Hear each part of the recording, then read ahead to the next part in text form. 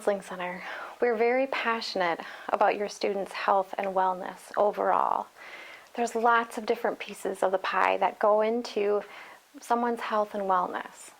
So there's lots of things that you can encourage your student to pay attention to.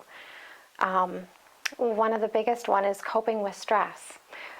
Your student will experience stress. The goal cannot be to make stress go away. Stress is going to come at your student at different times and at different ways throughout semesters or different times during their lives. And they need to really develop healthy ways to cope with that stress. Focusing on going back to the basics. When you think of health and wellness, it's important to take care of your body. Our bodies are a lot of work, so we need to make sure that we're eating well, we're drinking enough water, we're getting enough exercise. When we treat our bodies well, we're actually better able to cope with stress. So it's really vital that we do that. Homesickness.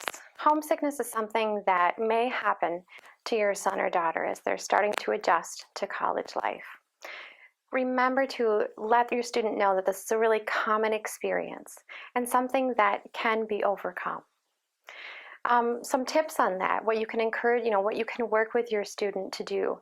Make their room a little bit more homey, bringing important things from home, posting pictures around their room of their house, of their family members, of their friends that they might not be going to school with anymore.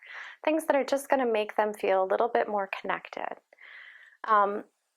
It's also really important to establish those connections or roots here in Oshkosh on this campus. Even as little things as finding the coffee shop that they really feel like is theirs can make someone feel a little bit more connected to campus. Getting involved is a nice way to fight against homesickness. Getting involved with student orgs, getting involved in all kinds of things. Encourage your student to go home when they need to, but not too much.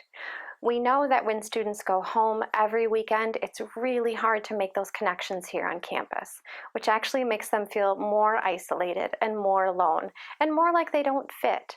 So encourage them to go home when needed, but not too much. It's important to find the right balance. Reassure your student that they can overcome feelings of homesickness and that this is a gradual process. This is not something that's going to be overcome overnight, but it's something that definitely gets better with time. And taking care of your mental health is another big piece of health and wellness. Make sure that your student pays attention to their level of anxiety or depression, or that you're having that communication about those things. If they need help, we're happy to help. We know that there's a lot of risk factors that are related to suicide, and I wanted to talk to you about them today. Things to look for with your student. If you ever notice any sudden changes in their mood or personality, if you notice that they're sleeping too much or too little. Other risk factors might be if you see them becoming anxious or highly agitated. If they start talking about feeling like they're a burden to others. If they talk about feeling hopeless or having no reason to live. Or maybe you hear them speaking directly about wanting to die or kill themselves. Please take these warning signs seriously and talk directly to your student about them. Express your concern and be there to help.